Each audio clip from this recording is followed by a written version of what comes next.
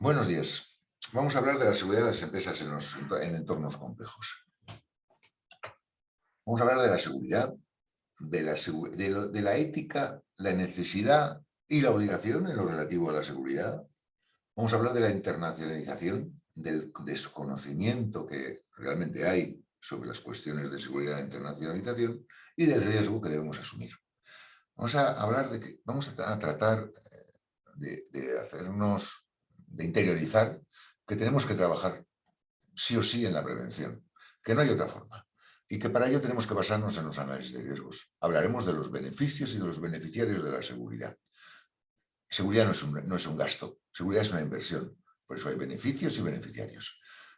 Hablaremos de las necesidades de seguridad y por lo tanto de las necesidades de información. Llegaremos a conocer qué necesitamos saber, cuándo necesito saberlo y quién me lo puedo decir o bien dónde puedo obtener esa información. Y con todo eso, ¿qué es lo que puedo hacer? Al final, el ser humano busca certezas y lo primero que tiene que satisfacer, hemos visto todos mil veces la pirámide de Maslow, son las necesidades fisiológicas. Y lo inmediatamente siguiente que necesita es precisamente la seguridad. Es evidente que la seguridad completa no se le puede garantizar a nadie y en ningún sitio, y que cada persona percibe la inseguridad y reacciona ante ella de diferente manera.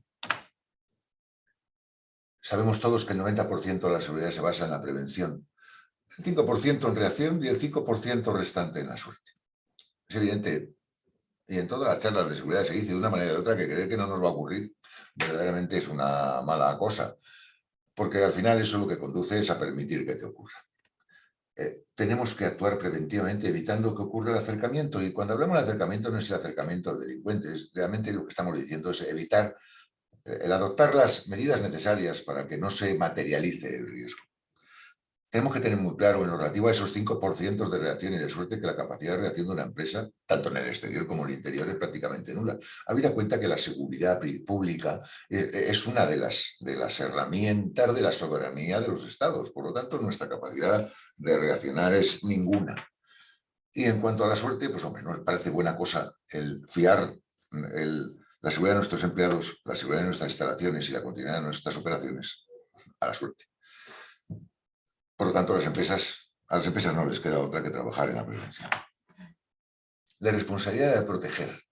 En España hay un marco, en España como en todo el país hay un marco legal que está la Organización Internacional del Trabajo, el Consejo de Europa, el Parlamento Europeo, la Unión Europea.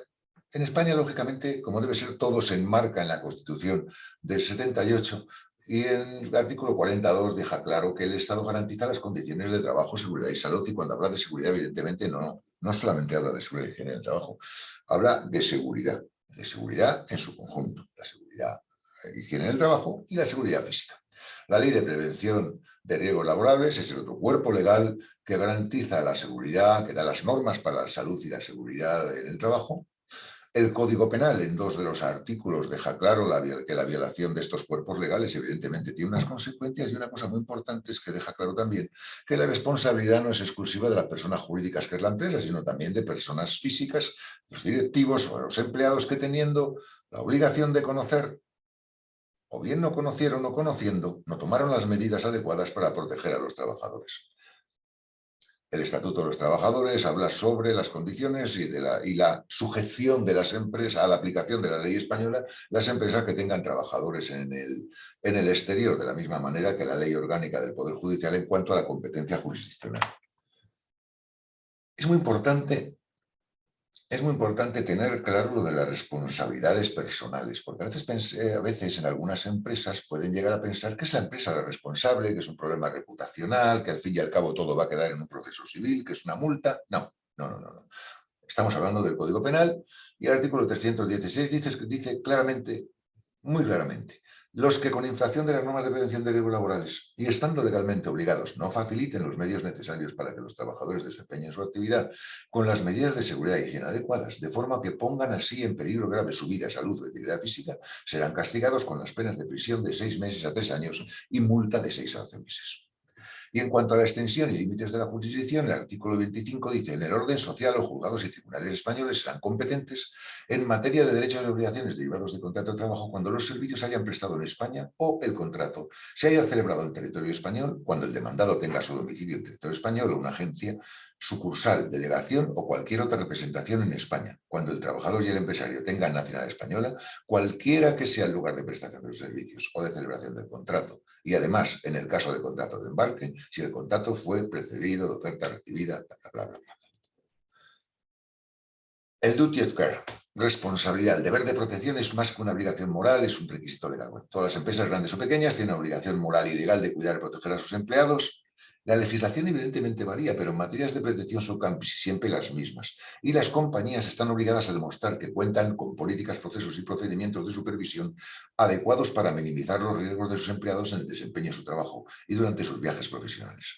Los riesgos a los que está expuesto el trabajador son mayores que nunca, puesto que las empresas buscan internacionalizarse para aumentar ventas y maximizar la eficiencia de costes. Como consecuencia de ello, las responsabilidades relativas al deber de protección del empleado no se limitan solo al lugar de trabajo. Es importante comprender las implicaciones derivadas de que los empleados realicen viajes al extranjero y la necesidad de proporcionar herramientas y medios para minimizar los riesgos. Vamos a ver dos casos. Un caso en Perú, donde un alto ejecutivo falleció en un accidente de helicóptero en los Andes peruanos, y un caso en Pakistán, donde un número de empleados fueron heridos en un ataque terrorista. En la cuestión de los Andes, se determinó que la empresa en la que trabajaba este alto directivo había incumplido sus responsabilidades en materia de protección y cuidado al no haber realizado un análisis previo adecuado y no haber investigado suficientemente sobre la compañía charter con la que contrató el desplazamiento. En lo relativo al atentado terrorista en Karachi, el grupo de trabajadores franceses se encontraban en misión empresarial en Karachi en el 2002 cuando fueron víctimas de un ataque terrorista mientras viajaban en autobús. El Tribunal de Apelación halló a la empresa culpable de negligencia grave y de incumplimiento de sus obligaciones en materia de seguridad, con lo cual tuvieron que compensar a las víctimas, etcétera, etcétera, y sobre todo, y también tuvieron que asumir un importante daño reputacional. Por lo tanto, podemos decir que en todo lo relativo a la responsabilidad de proteger una buena seguridad es esencial, no solo porque brinda seguridad personal a los inversores, sino porque hay responsabilidades legales y comerciales. Las regulaciones desde la salud y seguridad en el trabajo imponen una responsabilidad de la empresa que tiene obligación de proteger a su personal y visitantes. Y en caso de incidente, el proceso judicial buscará pruebas de que la legislación pertinente fue respetada. Luego está el caso de la cuestionalidad de negocio. En caso de incidente, las organizaciones deben tratar de volver a la situación inicial tan pronto como sea posible. Y esto es importante para las pequeñas empresas que pueden carecer de los recursos necesarios para resistir más de unos pocos días sin actividad. Luego está el tema que hemos hablado tanto y que parece que a veces preocupa más que la real seguridad, que es la pérdida de reputación. La pérdida de reputación, el daño, afecta a todos los altos cargos de la empresa. La pérdida de confianza después de un fallo de protección del personal de los clientes o incluso los datos puede ser difícil de recuperar. Y luego están los costes. Los activos perdidos o destruidos pueden necesitar ser reemplazados rápidamente y a un gran costo. Y además habrá que considerar las pérdidas producidas por la interrupción de la actividad. La internacionalización. Lo que todas las empresas buscan, porque cada vez los mercados están más confusos y porque realmente el negocio está en los países en los que se están desarrollando el gran negocio. Las energías están donde están, las grandes obras civiles se realizan donde se realicen y evidentemente en esos entornos hay unos riesgos a los que quizás no hacemos frente con la misma intensidad en los lugares, en las casas madre, en las sedes centrales de las empresas. Hablamos de desconocimiento del medio, total desconocimiento de los países, aunque hablemos el mismo idioma, aunque tengamos teóricamente una historia compartida. Gran desconocimiento. Por lo tanto, riesgos. Los riesgos propios más los riesgos derivados del desconocimiento. Este es el mapa de riesgos de seguridad de Amarante. Amarante es una empresa francesa que está desplegada por varios países del mundo y que está en un proceso importante de crecimiento porque es una empresa muy seria en su trabajo. Realmente también hay una empresa importantísima cuyos documentos son de excepcional fiabilidad también, que es Control Risk. Yo particularmente me siento más cómodo con una empresa europea porque es evidente que las percepciones de seguridad y los sistemas de funcionamiento de las empresas anglosajonas son distintos a los cánones europeos no anglosajones. Vemos el caso de 4 empresas españolas: Repsol, el Banco Bilbao Vizcaya Argentaria, Acciona e Indra, energía, bancaria, construcción y tecnología, y veis cómo, y se puede ver claramente cuál es el despliegue. El despliegue supone, viendo, como vemos el mapa de riesgo que está al fondo, pues que están en zonas donde hay un cierto riesgo. Por lo tanto, tienen que trabajar en la prevención teniendo en cuenta ese riesgo. ¿Qué riesgos? Pues todos los comerciales de crédito de transporte, los riesgos financieros de interés y tipo de cambio, los riesgos de prospección de mercados, los riesgos extraordinarios, el propio riesgo de internacionalizar y lo que quizás más compete a lo que es seguridad, el riesgo del país político y legal y el riesgo intencional, porque son estos dos últimos riesgos son los que realmente van a tener más, todos van a tener incidencia en seguridad, pero estos son los que más vamos a tener que tratar, digamos, en el departamento de seguridad. ¿Quiénes son los afectados cuando los riesgos se materializan? Pues los empleados, lógicamente, las instalaciones, las operaciones y la reputación, como hemos dicho ya antes.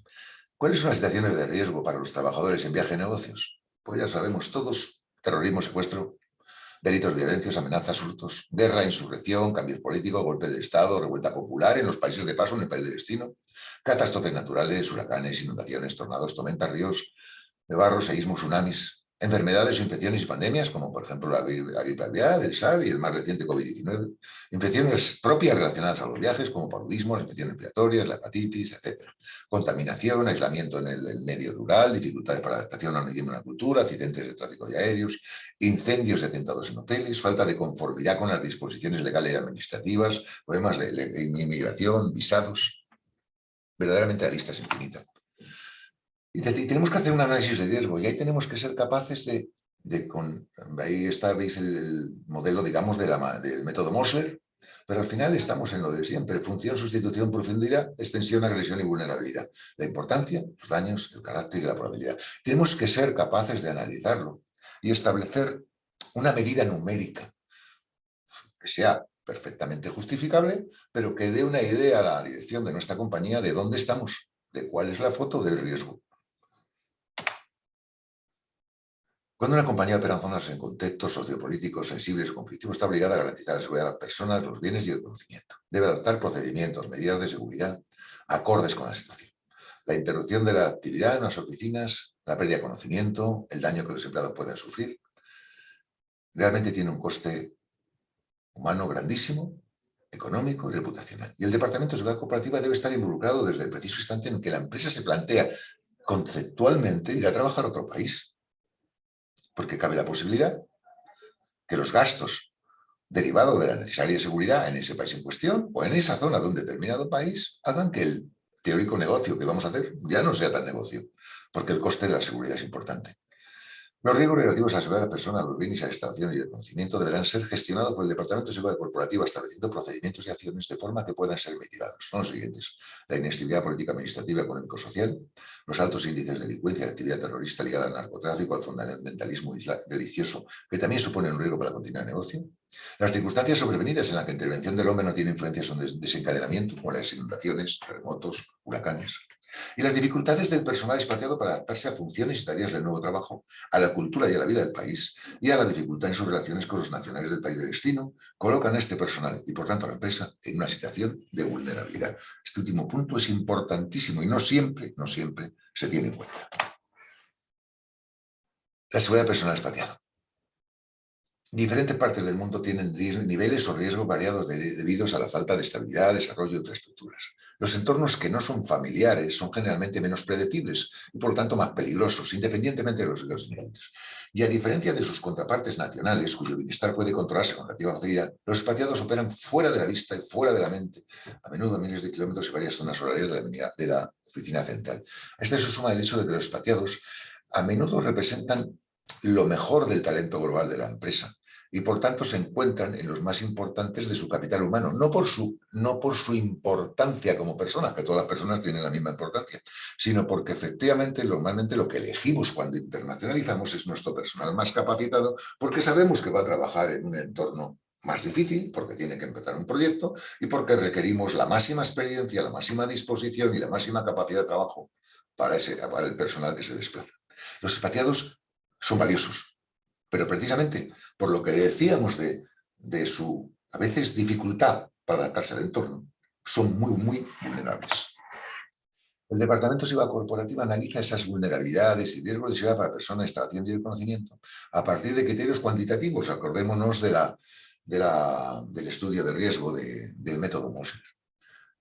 Su objetivo es identificar, analizar y evaluar los factores que puedan generar riesgo y adoptar medidas en forma de políticas, planes y procedimientos para prevenir y minimizar sus efectos, tanto para la toma de decisiones relativas al desplazamiento del negocio en un nuevo país como para la implementación en el mismo. Se ha de conocer en detalle las características de los lugares en los que se va a trabajar, especialmente en lo relativo a la situación político-social, la situación de seguridad, los fenómenos naturales extremos, las dificultades administrativas, las diferencias legales y culturales, el comportamiento y actitudes de las fuerzas de seguridad del Estado y de las Fuerzas Armadas, la identificación de proveedores fiables, las organizaciones internacionales y empresas extranjeras presentes en el país de destino y las representaciones diplomáticas presentes en el país.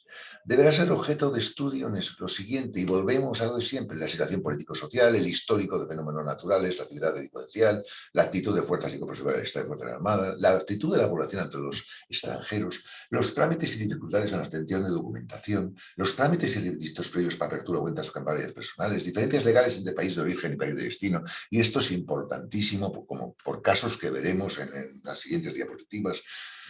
Las costumbres locales y diferencias con el país de origen, la imposición o no del gobierno relativa a la presencia o no de fuerzas de seguridad pública en instalaciones de empresas extranjeras, la identificación de compañías de seguridad privada con posibilidad de prestar servicios de conductor de seguridad, escoltas con y sin armas, vigilantes de seguridad, la ley de seguridad privada, si es que existe, la posibilidad de adquisición y mantenimiento de sistemas electrónicos de seguridad y comunicaciones, los datos de contacto de las representaciones diplomáticas, el listado de datos de contacto de empresas extranjeras en el país, identificación de los responsables de las compañías aéreas y vuelos hacia el exterior del país, barrios de hoteles más seguros, compañías de taxis más fiables y la posibilidad de alquilar y comprar e importar, en su caso, vehículos, incluidos los blindados.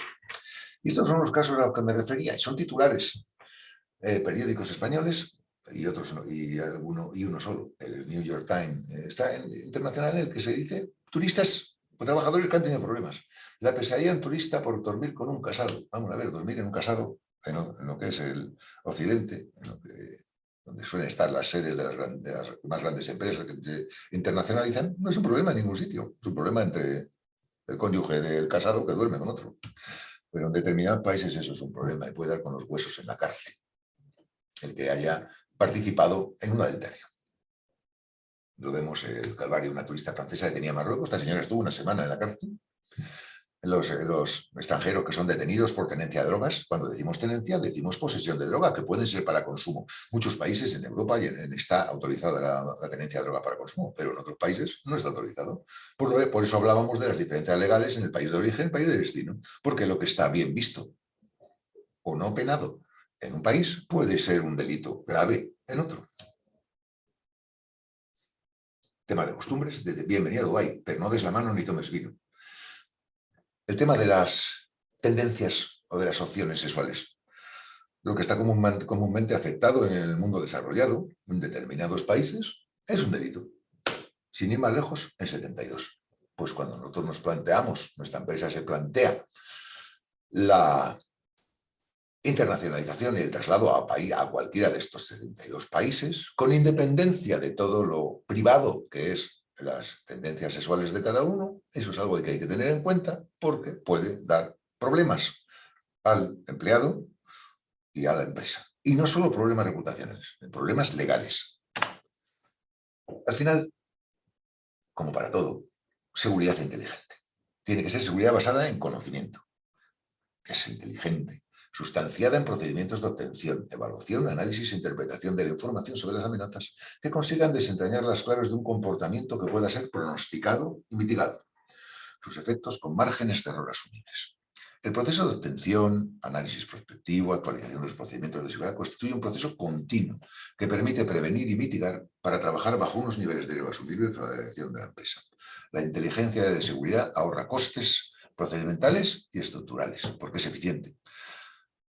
Y también ajusta criterios entre medios y fines, disminuyendo los efectos colaterales, al introducir precisión y selectividad en las herramientas aplicadas para el logro de objetivos. Además de eficiente, es efectiva. Y por otra, y esto es así porque la seguridad es subsidiaria del conocimiento exhaustivo del medio que se opera.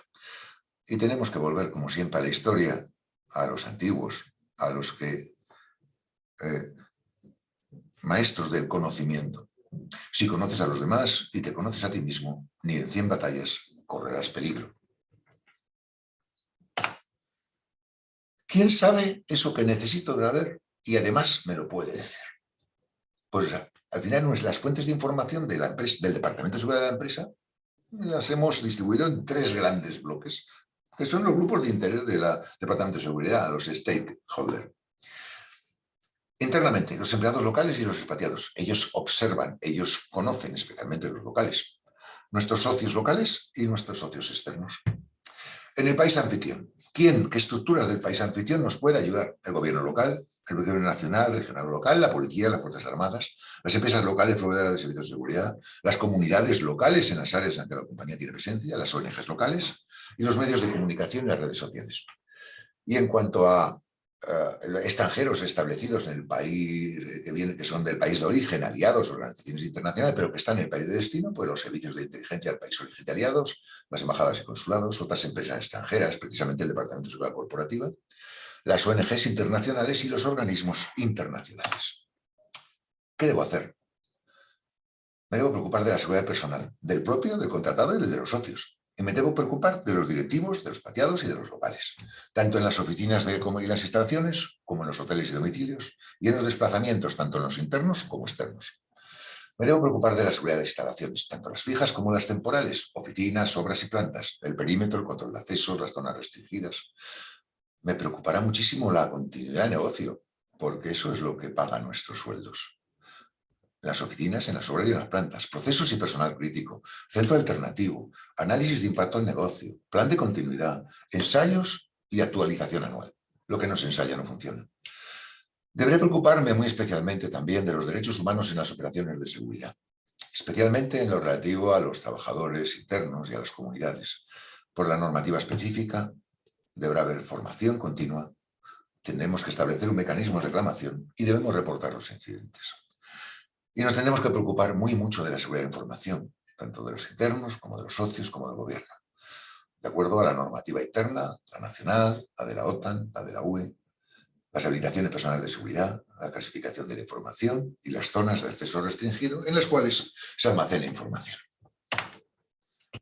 Al final, tenemos que desarrollar políticas, planes y procedimientos de seguridad. Una política de seguridad de compañía, un listado de países de riesgo, normativa de viajes a sus países. En cuanto al personal, people on board, tenemos que saber quién está y dónde está en cada momento. Recomendaciones para personal expatriado, guía de seguridad de directivos, guía de seguridad para personal expatriado, guía de seguridad en viajes, plan de evacuación de expatriados. En cuanto al negocio, recuperación ante desastres informáticos, plan de continuidad, etc. En cuanto a las instalaciones, oficinas y plantas, análisis de riesgo, plan de seguridad, plan de evacuación, plan de gestión de crisis y emergencia. Y los estudios de país, fundamentales y actualizados, antes incluso de movernos, igual lo debería haber tratado en primer lugar, informe de seguridad de país, informe de seguridad del área de seguridad y localidad, hoteles, barrios y urbanizaciones autorizadas. Al final, las empresas pueden tomar 2 opciones: dejar el bienestar de sus expatriados, la continuidad de sus operaciones y su reputación en manos de proveedores de servicios externos. Estas empresas eligen subcontratar el deber de proteger a sus empleados, pero ojo, la responsabilidad legal y moral no se puede subcontratar. Y otras empresas desarrollan su experiencia interna en el diseño y gestión de planes integrales para mitigar y responder a los eventos de crisis que involucran a sus empleados, sus instalaciones, sus operaciones y su reputación. Particularmente es lo que recomiendo, es lo lógico. Una empresa importante, una empresa que emprende la aventura de la internacionalización, es una empresa lo suficientemente asentada en el país de origen que necesita controlar todos los aspectos, y la subcontratación al final termina siendo una pérdida de control. Razones para implementar un proyecto de seguridad integral. Porque hay una obligación legal y no hay más. Porque es una indudable obligación moral. Porque hacerlo es un negocio, produce retornos en forma de baja de los costes de la póliza de seguros, un aumento de la población, porque mejora el clima laboral y, por lo tanto, el mayor compromiso de los trabajadores. Porque el derecho a la vida, a la salud y a la seguridad es un derecho humano, y así está recogido en el Pacto Mundial de las Naciones Unidas.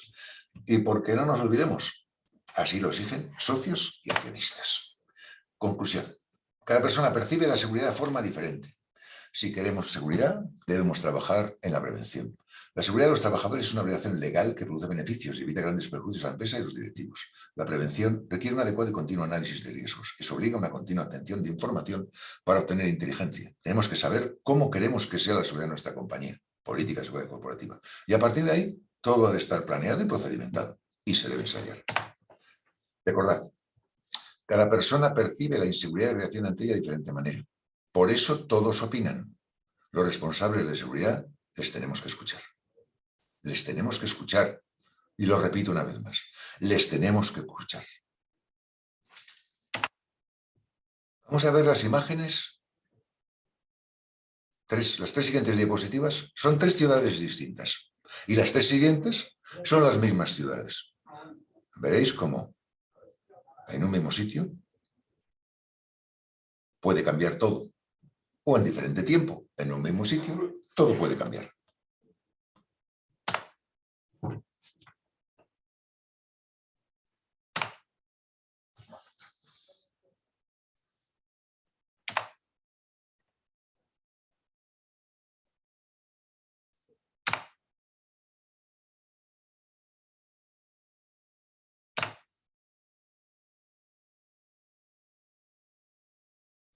Hemos visto cómo una ciudad, primera diapositiva, la misma ciudad, no tiene nada que ver la una con la otra. Seguridad, prevención. Y cuando hay internacionalización, debemos ser conscientes de los riesgos y debemos analizarlos y tomar las medidas necesarias para mitigarlos.